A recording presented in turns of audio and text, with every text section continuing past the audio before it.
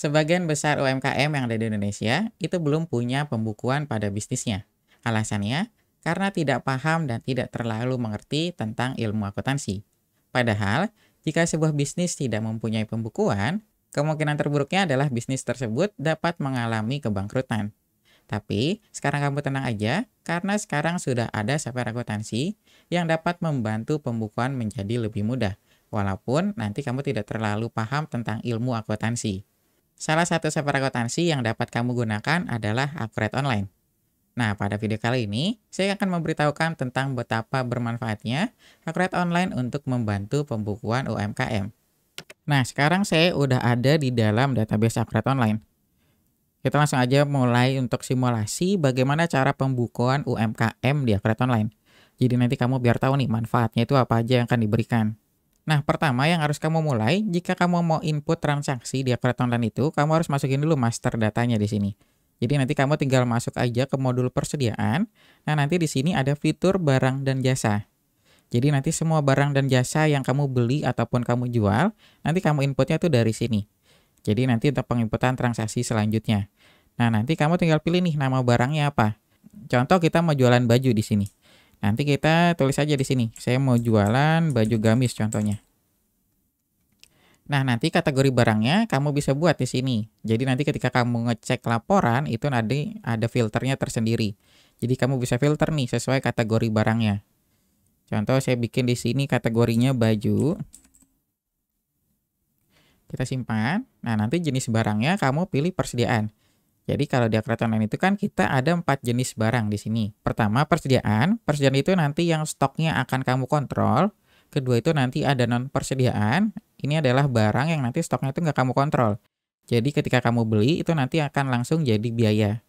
Nah, yang ketiga adalah jasa. Ini nanti kalau kamu UMKM itu dalam bentuk jasa. Jadi contohnya kamu jual jasa logo atau kamu ada jasa branding.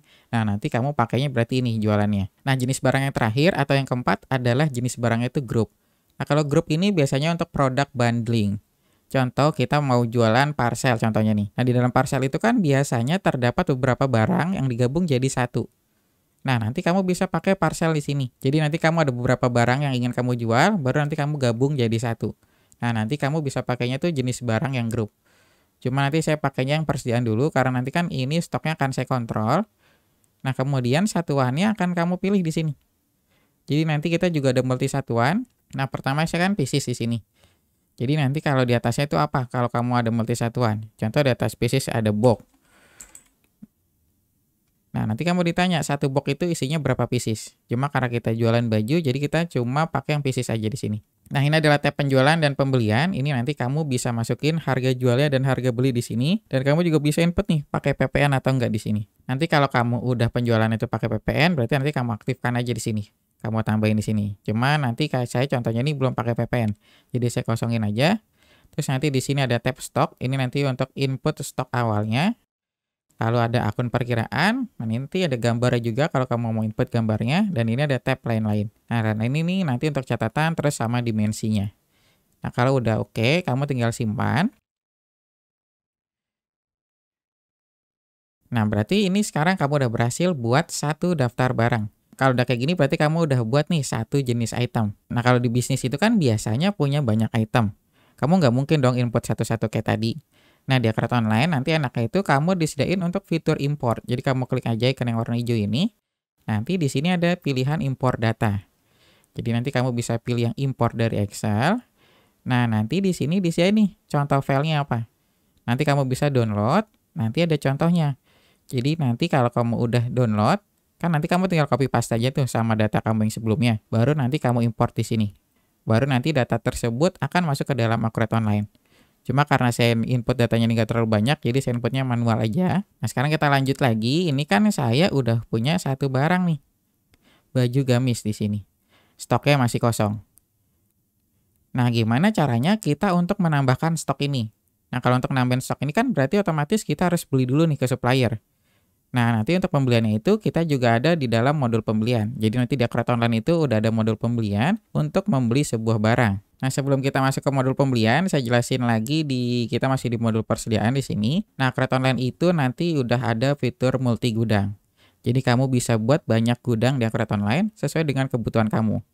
Jadi misalnya kamu ada banyak gudang nih, kamu tinggal pilih aja gudang. Di sini kan saya baru ada gudang utama. Contoh saya mau buat satu lagi, ini gudang B contohnya. Kita bikin A aja, kemudian kita bikin lagi gudang B. Nah, berarti sekarang kita udah punya 3 gudang di sini. Nah, kayak gini. Nanti kamu tinggal sesuaikan aja. Nah, sekarang kita langsung masuk ke transaksi pembelian. Jadi kita mau nambahin stok yang ada di sini nih. Ini kan stoknya masih kosong. Ini saya close dulu sebentar. Nah, untuk transaksi pembelian itu kita mulainya itu dari pesanan pembelian, penerimaan, faktur, sampai ke pembayaran pembelian.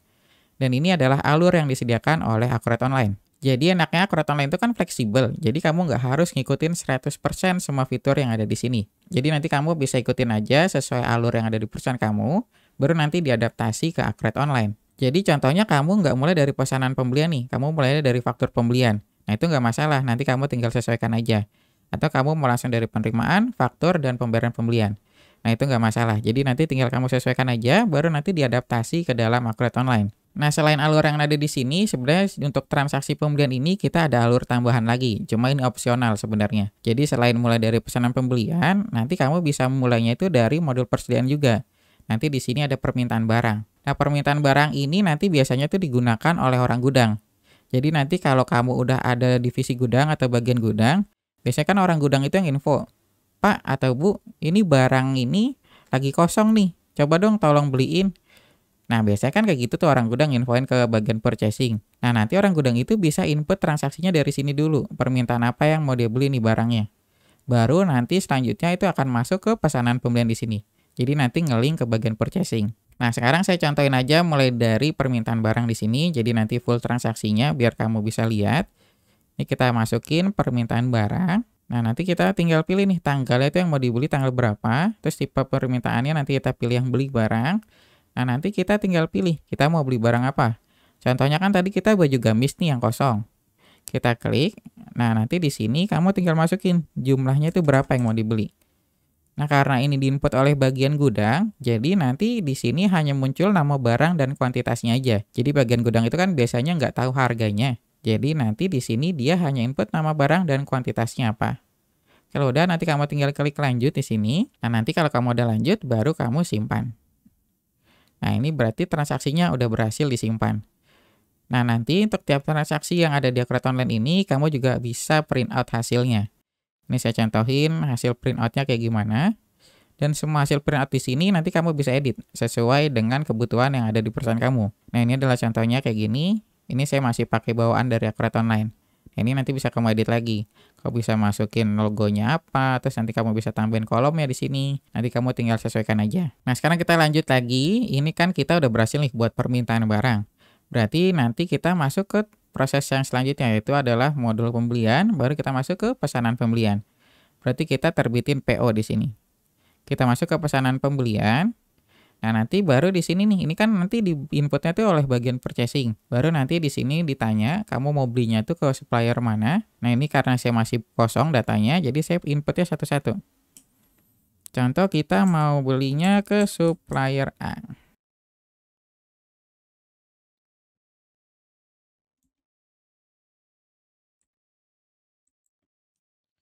Kita ke supplier A. Kalau udah oke, kita sini klik. Nah, nanti di sini kamu nggak perlu input lagi. Jadi nanti kamu tinggal klik aja ambil dari sini, karena tadi kan kita orang gudangnya udah input nih. Tapi kalau tadi ternyata proses awalnya itu kamu dari PO dulu, langsung dari bagian purchasing, berarti kamu tinggal klik aja. Itu mau beli barang apa. Tapi karena tadi kita mulai dari bagian gudang, dari fitur permintaan barang, berarti kita nggak perlu ngeklik lagi di sini barangnya. Kita tinggal klik aja ambil, baru kita ambil dari permintaan barang. Nah, nanti kelihatan nih, apa sih yang diminta oleh orang gudang? Nah, tadi ternyata orang gudang minta baju gamis sebanyak 100 pieces. Baru kamu lanjut di sini. Nah, nanti di sini baru kamu masukin harganya. Jadi satunya itu berapa harganya? Contoh ternyata harga bajunya itu satunya 50.000. Baru kamu klik lanjut di sini. Nah, kalau udah selesai, kamu ada tab lainnya di sini. Nanti kamu isi nih alamat kirimnya itu kemana? Alamat kantor kamu. Ini saya udah ada, kamu bisa input juga syarat pembayarannya apa, nanti kamu bisa sesuaikan. Cuma kita contohnya di sini kita buat COD aja. Nah, kalau udah oke, baru kita simpan. Nah, kalau kayak gini berarti kamu udah berhasil nih buat PO. Sekarang kita masuk ke proses yang selanjutnya. Proses yang selanjutnya adalah nanti kamu bisa lihat lagi di sini modul pembelian. Nah, sekarang kita terima barang. Kita cek di sini penerimaan barangnya. Ini saya close dulu sebentar. Nah, kita lanjut ke penerimaan barang. Nah, nanti kamu tinggal pilih nih di sini terimanya itu dari supplier mana. Nah, tadi kan kita dari supplier A. Kita pilih nama suppliernya. Nah, lalu kita isi nih nomor terima. Nah, nomor terima ini adalah nomor surat jalan yang dikasih oleh si pihak supplier. Nah, kalau nomor form ini adalah nomor internal untuk perusahaan kita. Jadi contohnya di sini kita buatnya 12345 nomor surat jalannya. Nah, nanti kita tinggal klik ambil di sini. Kita ambil dari pesanan, baru kita pilih transaksinya apa. Oh, ternyata ada baju gamis nih yang masuk sebanyak 100 pieces. Nah, di sini juga nanti nggak perlu input harga lagi, karena ini nanti biasanya tuh digunakan oleh bagian gudang juga fitur ini. Nah, ketika kamu input fitur ini, sebenarnya nanti udah ada jurnal yang terbentuk, dan nanti ada laporan juga yang bergerak. Nanti laporannya kamu bisa cek di sini, nanti kamu buka daftar laporan. Nah, biasanya itu nanti kita bukanya di laporan neraca. Kita buka laporan neraca. Nah, kayak gini, ini kan baru masih kosong semua nih. Baru ada kita saldo Bank BCA. Tadi karena saya udah input saldo awalnya Bank BCA itu sebanyak 100 juta. Nah, kita bisa cek juga di laporan persediaan. Nah, laporan persediaan ini nanti kamu bisa lihat mutasinya. Kita cek di kartu stok, kita pilih nama barangnya, kita tampilkan. Nah, ini masih kosong nih saldo awalnya. Nah, kemudian kalau untuk transaksi pembelian ini biasanya nanti berkaitan dengan hutang. Nah, nanti kamu juga ada nih laporan hutangnya. Ini saya buka sekalian aja. Kita cek di faktur belum lunasnya, baru kamu tampilkan. Nah, ini masih kosong. Nah, sekarang kita lanjut lagi transaksinya. Nah, ini kan tadi kita udah selesai nih fitur penerimaan barang. Sekarang kita tinggal simpan di sini. Nah, ini udah selesai tersimpan. Nah, sekarang kita cek di daftar laporannya. Pertama kita lihat di daftar laporan racanya. Ini kan masih kosong. Sekarang saya refresh. Nah, nanti masuk nih. Nilai persediaan sebanyak 5 juta. Nah, kalau kamu lihat kartu stok, ini kan masih kosong. Tapi karena tadi kita udah penerimaan barang, otomatis kan stoknya udah bertambah tuh. Udah ada barang yang masuk ke perusahaan kita. Sekarang kita refresh. Nah, nanti kelihatan nih mutasinya. Oh, ternyata tadi udah ada penerimaan barang nih dari supplier A. Sebanyak 100 pieces. Ini ke gudang A. Nah, nanti gudangnya itu sebenarnya bisa kamu tentuin di sini. Jadi nanti ketika kamu penerimaan barang di sini, makanya tadi fitur multi gudang itu, nah nanti kamu bisa tentuin. Nah, ini kan tadi gudang A nih, kamu bisa pilih di sini. Barang ini tuh mau masuknya ke gudang mana? Jadi itu fitur multi gudang kegunaannya. Nah, jadi nanti di sini udah kelihatan mutasinya. Nah, sekarang kita lanjut ke proses selanjutnya. Ini berarti kita udah selesai untuk terima barang. Nah, otomatis kalau kamu udah habis terima barang, nanti kamu akan ditagih nih sama supplier. Karena kamu udah selesai untuk penerimaan barangnya. Nah, ketika kamu udah ditagih, nanti kamu masuk ke faktur pembelian berarti di sini. Nah, faktur pembelian ini adalah untuk pengakuan piutang. Jadi nanti kalau kamu ditagih, kamu inputnya dari sini. Nanti kamu tinggal pilih aja nama pemasoknya itu apa. Tadi kan kita dari supplier A di sini. Nah, kemudian kamu tinggal ambil lagi. Ambil dari penerimaan barang. Nanti kamu tinggal pilih, baru kamu lanjut. Nah, kalau kamu ada begini, kamu masuk ke tab lainnya di sini. Nah, nanti di tab lainnya ini ada nomor faktur. Nomor faktur ini adalah nomor invoice yang didapat dari supplier. Biasanya kan kamu ditagih nih. Nah, nanti si supplier itu akan ngasih invoice. Nah, nanti nomor invoice-nya kamu input di sini. Contoh kita masukin invoice pembelian 001 nomornya. Nah, ini kalau udah oke semua baru kamu simpan.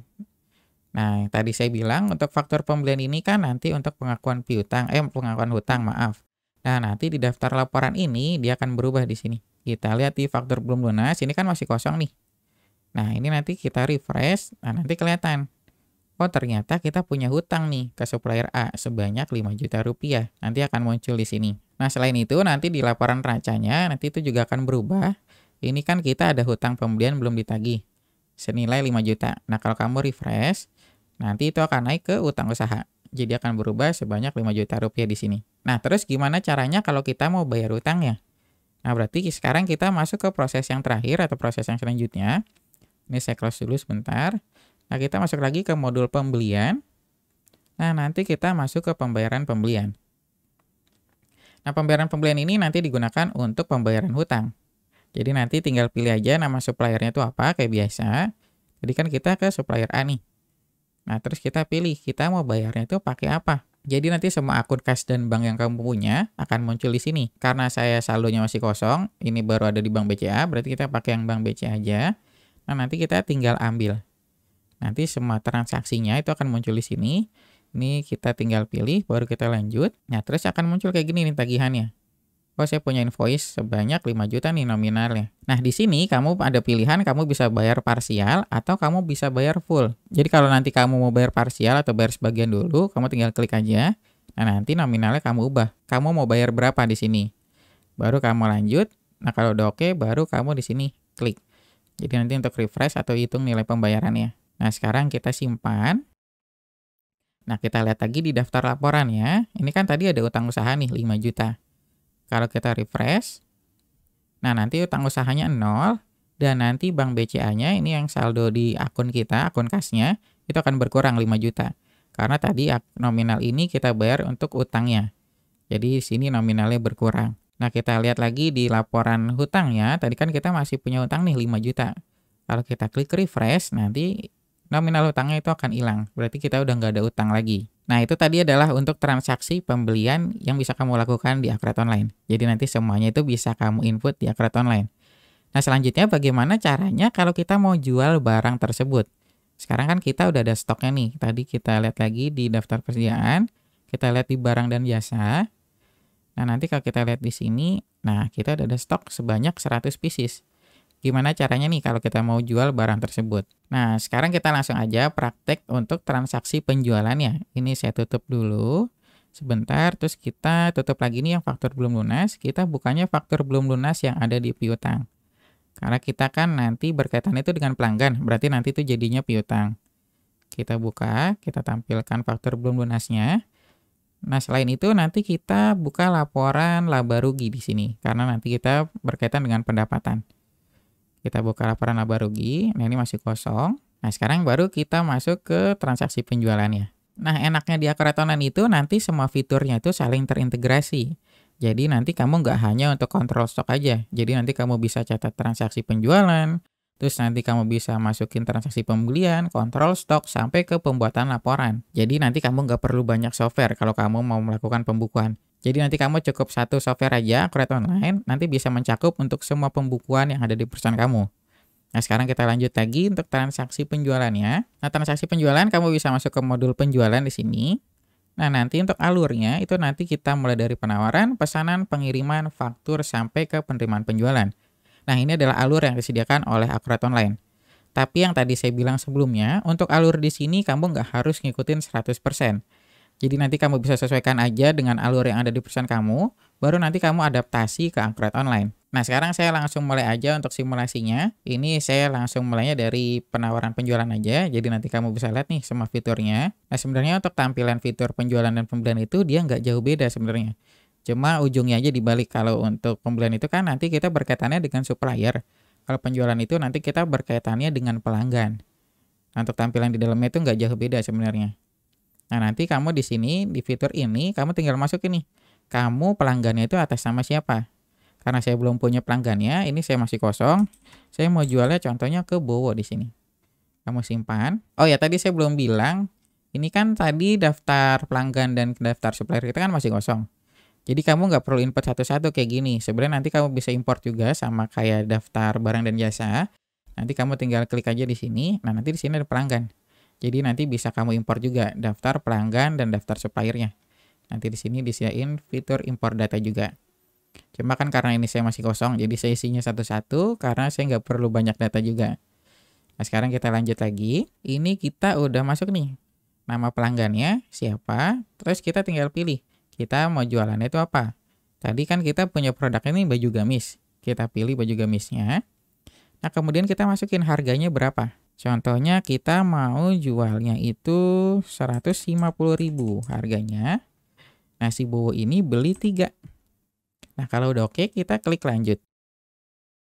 Nah, berarti kita udah masukin nih nama barangnya itu apa yang mau kita jual. Nah, selain itu nanti di tab ini juga kita ada tab lain ya. Di tab lain ini nanti kamu bisa masukin alamat, keterangan, atau syarat pembayaran. Jadi nanti kalau si customer ini bayar yang mau kredit, kamu bisa masukin aja di sini. Tapi kalau ternyata customer yang mau bayar lunas, berarti kamu pilihnya COD. Cuma sekarang saya pilih bayarnya COD aja. Jadi nanti biar kita customer itu langsung bayar. Ini kita simpan kemudian. Dan sama seperti fitur pembelian tadi, jadi semua transaksi yang ada di penjualan ini juga kamu bisa print out. Nah, nanti hasil print out-nya itu desainnya bisa kamu custom sesuai dengan kebutuhan kamu. Nah, sekarang kan ini kita udah selesai nih buat penawaran penjualan ke pelanggan atas nama Bowo tadi di sini. Sebanyak 450.000. Nah, kemudian kalau udah si Bowo udah setuju, otomatis kan kita bikin pesanan penjualannya. Nah, sekarang kita masuk lagi ke pesanan penjualannya. Sekarang kita kirim nih ke pesanan penjualan, karena si Bowo udah setuju dengan penawarannya. Jadi kita tinggal pilih aja nama pelanggannya itu siapa. Nah, kamu nggak perlu input lagi barangnya. Kamu tinggal tarik aja dari sini, kita ambil. Nah, kita pilih transaksinya. Oh, ternyata sebelumnya kita udah nawarin baju gamis sebanyak 3 pieces di sini. Nah, nanti kamu tinggal lihat aja nih. Oh, ternyata benar nih. Si Bowo beli baju gamis 3 pieces dengan total harga jadi 450.000. Nah, kalau udah oke, berarti kamu nanti tinggal simpan di sini. Nah, berarti kamu udah selesai nih buat pesanan penjualannya. Nah, sekarang kita masuk lagi ke proses selanjutnya. Ini saya close dulu sebentar. Nah, proses selanjutnya adalah proses untuk pengiriman barangnya. Jadi kalau udah buat pesanan penjualan, otomatis kan barangnya kita kirim nih. Nah, sekarang kita pilih lagi, kita mau kirim barangnya itu ke mana. Nah, tadi kan kita kirim barangnya tuh ke pelanggan atas nama Bowo. Nah, sekarang kita pilih lagi namanya. Nah, kemudian kita klik ambil di sini. Kita ambilnya dari pesanan. Sekarang kita ambil pesanannya. Kita lanjut. Nah, sekarang berarti kita udah ngirim nih baju gamis sebanyak 3 pieces ke pelanggan Bowo. Nah, kalau kamu udah input pengiriman pesanan di sini, otomatis kan kamu udah ada barang yang keluar nih dari pesan kamu. Nah, berarti udah ada jurnal yang terbentuk dan nanti udah ada laporan yang bergerak nih. Nah, sekarang kita cek di sini. Oh, sebentar saya simpan dulu di sini transaksinya. Nah, kita lihat daftar laporannya. Ini pertama kita lihat di daftar laporan neracanya. Nah, ini kan persediaan kita masih 5 juta di sini. Kalau kita refresh, otomatis nanti nilainya akan berkurang. Kita ada persediaan terkirim sebanyak 150.000. Karena tadi kan kita lagi ngirim barang nih. Nah, sebenarnya kalau kamu mau lihat rinciannya, kamu bisa klik aja nominalnya di sini. Nah, nanti kelihatan transaksinya. Oh, ternyata kita ada pengiriman pesanan ke Bowo nih. Dengan totalnya itu 150.000. Nah, ini kita close dulu. Nah, nanti kalau kamu lihat kartu stoknya, itu nanti juga ada mutasinya. Nah, nanti muncul kayak gini. Oh, ada pengiriman barang nih. Kita keluar 3. Jadi itu nanti nominal akhirnya jadi 97 total stok kita. Nah, sekarang kita masuk lagi nih ke proses yang selanjutnya. Kita udah selesai pengiriman pesanan, berarti sekarang kita saatnya nagih nih ke pelanggan kita. Nah, nagihnya kita pakai fitur faktur penjualan. Nah, kalau fitur faktur penjualan ini hampir mirip kayak faktur pembelian. Jadi ini untuk pengakuan piutang. Kalau tadi kan faktur pembelian untuk pengakuan hutangnya. Nah, sekarang kalau untuk faktur penjualan ini untuk pengakuan piutangnya. Nanti kita tinggal pilih aja nama pelanggan itu siapa. Nanti kita tarik, kita ambil dari pengiriman. Baru nanti kita pilih. Nah, kita klik lanjut. Nah, kalau udah oke, nanti kamu tinggal klik simpan aja di sini. Nah, ini berarti kamu udah selesai nih buat invoice-nya. Nah, terus bagaimana kalau customer-nya mau bayar? Nah, kalau customer-nya mau bayar, berarti kita masuk ke proses yang terakhir. Nah, proses yang terakhir ini adalah proses untuk penerimaan penjualan. Jadi ini nanti untuk pengakuan pendapatan kita. Oh, tadi saya belum refresh untuk faktur belum lunasnya di sini. Nah, nanti kan ini kelihatan nih. Oh, ternyata si Bowo punya hutang nih ke kita 450.000. Nah, sekarang kita tinggal input nih pembayaran si customer ini. Sekarang kita masuk ke fitur penerimaan penjualan. Kita tinggal pilih mau terimanya itu dari mana. Kita dari Bowo di sini masuknya. Nah, kemudian kamu ditanya nih, nanti uangnya itu akan masuk ke mana? Nanti kamu tinggal pilih. Ternyata uang ini kita mau masukinnya tuh ke kas kecil. Nanti kita tinggal tarik aja, baru kita ambil di sini. Nah, nanti kelihatan nih tagihannya. Berarti si Bowo ini punya hutang sebanyak 450.000. Baru kita lanjut. Nah, nanti di sini kalau kamu mau bayar sebagian dulu, kamu tinggal klik, kamu edit aja. Sama kayak tadi di transaksi pembelian. Sekarang kita lanjut, baru kita klik hitung nilai pembayaran. Nah, kalau udah oke, baru kita klik simpan di sini. Nah, berarti ini pelanggan atas nama Bowo udah berhasil bayar hutangnya. Sekarang kita cek di daftar laporannya. Pertama kita lihat di daftar laporan piutangnya. Kita refresh dulu. Nah, ini akan kosong karena tadi transaksinya itu udah nol, udah lunas. Sekarang kita cek lagi di neracanya. Kita lihat, nanti kan kita udah ada pendapatan nih, otomatis nanti kas kecil kita akan bertambah. Karena tadi di kita udah ada uang masuk nih sebanyak 450.000. Nah, kemudian untuk laporan yang lainnya kita bisa lihat di laporan laba rugi. Karena kita udah ada penjualan, otomatis kan kita udah ada pendapatan nih yang masuk ke perusahaan kita. Nah, nanti kamu bisa cek nih, ini kan masih nol. Kita lihat, kita refresh. Nah, nanti kelihatan. Oh, ternyata kita udah ada penjualan sebanyak 450.000. Dengan HPP-nya ini 150.000 dan kita punya laba kotor 300.000.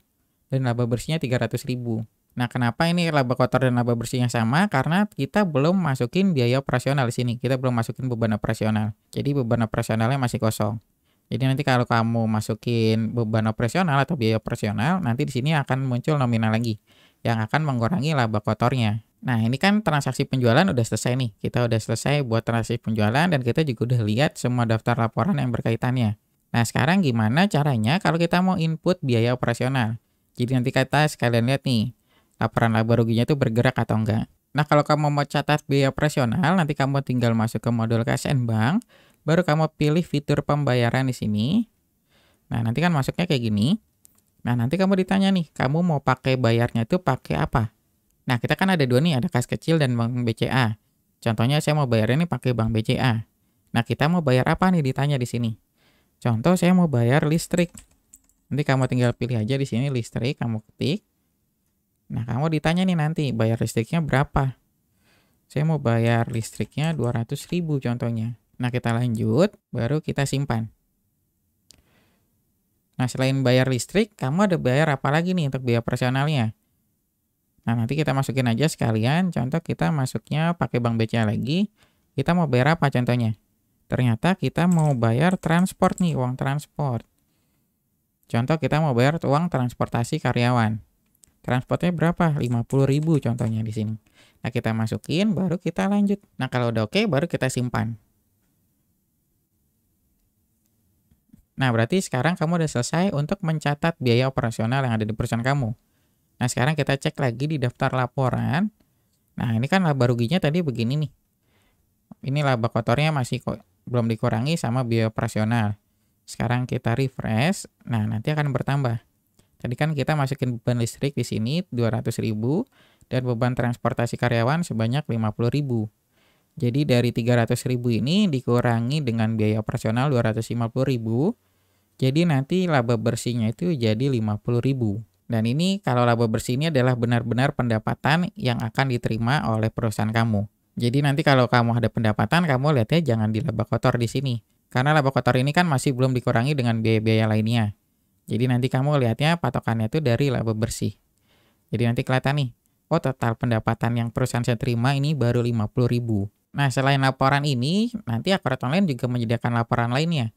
Jadi Akurat Online akan menyediakan lebih dari 200 jenis laporan, yang dimana semua laporan ini akan dibuat secara otomatis. Jadi ketika kamu input transaksi, otomatis Akurat Online akan membuatkan laporannya. Dan nanti semua laporan ini juga kamu bisa modifikasi di sini. Jadi nanti kita sediain untuk fitur modifikasi, dan nanti juga kamu bisa ekspor. Kamu bisa ekspor dalam bentuk PDF ataupun Excel. Jadi nanti kamu gampang nih kalau mau lihat laporan-laporannya. Nah, itu tadi adalah penjelasan tentang pembukuan UMKM dengan menggunakan Akurat Online. Jika kamu tertarik dan ingin menggunakan Akurat Online, kamu bisa coba free trial-nya terlebih dahulu. Nah, untuk link pendaftarannya, nanti saya simpan di kolom deskripsi. Jika kamu ada pertanyaan lainnya seputar Akurat Online, kamu bisa tulis di kolom komentar. Terima kasih sudah menonton video ini sampai selesai. Sampai jumpa di video selanjutnya.